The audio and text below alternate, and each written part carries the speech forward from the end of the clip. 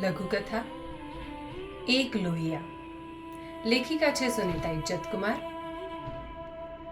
કુંડેલીમાં એક ફળીએ ધબકતા એક હેડીના પુરુષોત્તમ ને નરોત્તમ પાક્કા ગોઠિયા, પણ પ્રકૃતિએ નોખા, એટલે મારી દશાઈ સૂડી વચ્ચે સોપારી જેવી. પણ ત્રણેય ભાઈબંધને સમજણ બાળપણમાં ફૂટી નીકળી હતી, તે મને વાંધોય ન આવતો. પુરુષોત્તમ નબળા નસીબનો ને નરોત્તમ નસીબનો બળ્યો. એક પરિસ્થિતિને સાચવે ને બીજાને ખુદ પરિસ્થિતિ સાચવતી. એક હકારે હાલે ને બીજો તેના સામે કાંઠે, પણ બેઉ પાયાની પ્રકૃતિના ધણી. મારા માવતરને કાળો અક્ષર ભેંસ બરાબર, પણ પશાની ઉષાબા ને નરિયાની જ્યોતિબા 4 ચોપડી ભણેલા.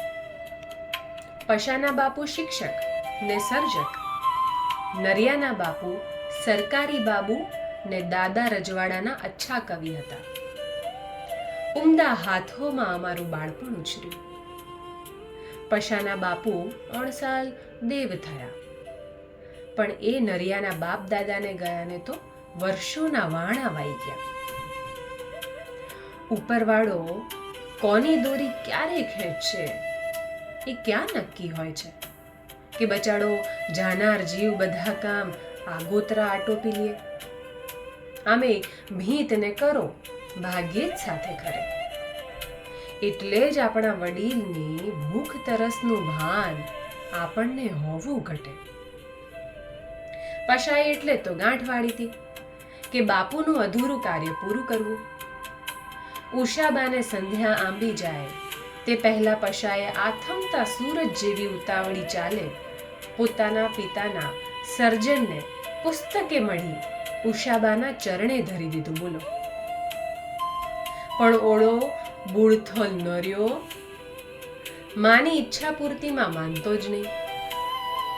જ્યોતિબાને તો લીલી વાળી, પણ પોતાના ગયા કેળે પોતાની 2 મહામૂલી મૂડી રઝળી ન પડે એવો એમને ડર. એક સાસરે વડાવવા જેવડી દીકરી ચંપા ને બીજી ચંપા જેટલી જ મહામૂલી પોતાના સસરાની કવિતાઓ.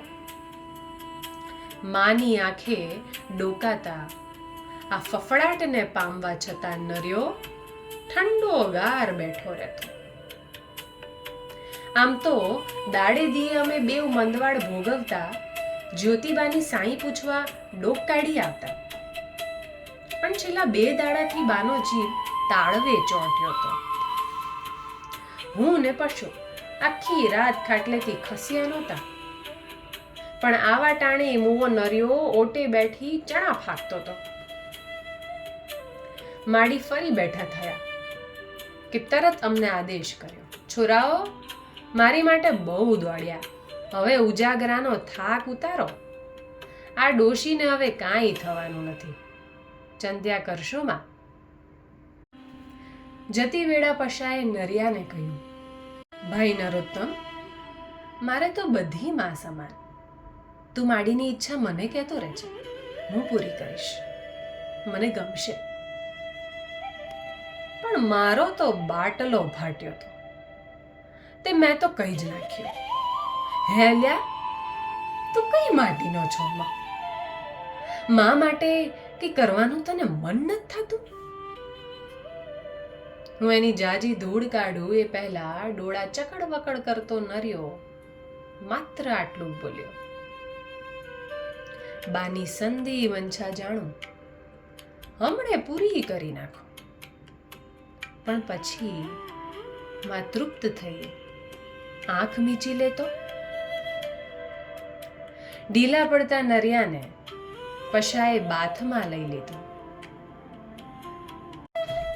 એક જ ભાવાનુભૂતિના 2 મિત્રો પોતાની માટે પ્રાર્થના સમાન માને જાણે અશ્રુભિષેક કરી રહ્યા હોય. મારો રહ્યો સયો રંજ પણ રજ બની ઉડી ગયો.